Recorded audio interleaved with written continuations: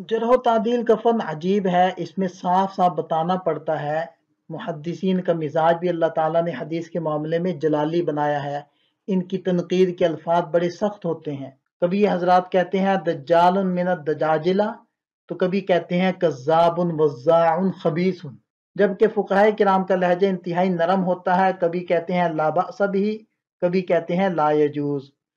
तो मुहद्दिसीन के अल्फाज को देखकर बाज़ दफ़ा गुमान होता है कि कहीं यह हजरात गीबत में तो वाक़ नहीं हो रहे। तो इन चंद अक़वाल से आपको इस चीज़ की वजाहत हो जाएगी कि ये गीबत नहीं है बल्कि हकीकत हाल की वजाहत है। चुनाचे इमाम अहमद बिन हम्बल रहमतुल्लाह का कौल जिक्र किया गया है कि उनसे किसी ने कहा कि ए शेख, उलमा की गीबत ना करें। तो इमाम अहमद रहमतुल्लाह ने फरमाया, तेरा नास हो, ये खैर खाही है, गीबत नहीं है। इसी तरह इमाम अहमद रहमतुल्लाह के एक और कौल मनकूल है कि जिसका मतलब है जब आलिम लाग लपेट से काम लेगा और जाहिल समझता नहीं तो हक कहाँ वाज़े होगा। इसी तरह हजरत अब्दुल्लाह इब्न मुबारक रहमतुल्लाह ने जब किसी रावी पर तान किया तो किसी ने कहा कि शेख आपने गीबत की। इसके जवाब में आपने फरमाया, उसको खामोश रहो, जब हम खुलकर जरह नहीं करेंगे तो सही गलत का पता कैसे चलेगा।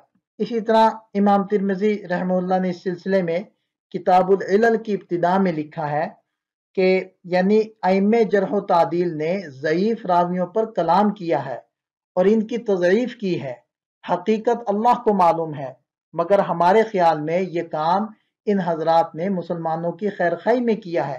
इन हजरात के बारे में ये बदगुमानी नहीं की जा सकती कि इनका मकसद लोगों को मतऊन करना या उनकी गिबत करना था।